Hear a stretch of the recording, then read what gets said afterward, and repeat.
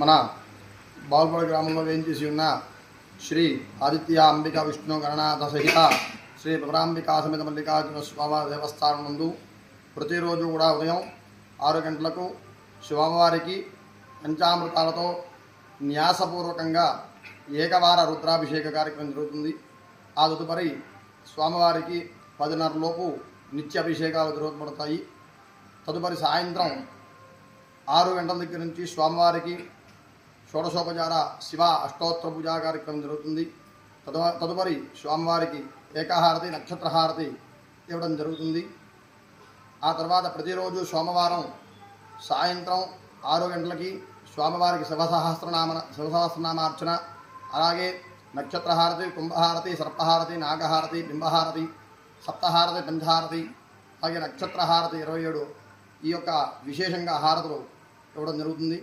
అలాగే ప్రతి నెలా కూడా ఇక్కడ కొలువై ఉన్న శ్రీ విజయ గణపతికి సంకటహర చతుర్థి రోజు స్వామివారికి విశేషంగా అభిషేకం జరపబడుతుంది.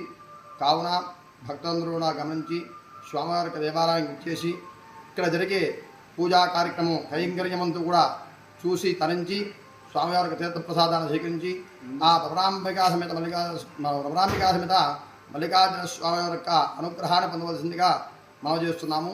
అలాగే ప్రతి నెల అమావాస్య ముందు వచ్చే త్రయోదశి రోజున స్వామివారికి ఉదయం 7 గంటల దగ్గర నుంచి మహాన్యాసపూర్వకంగా 11 రుద్రాలు ఏకాదశం అంటారు, వాటిని ఏకాదశ రుద్రాభిషేకం జరుగుతుంది.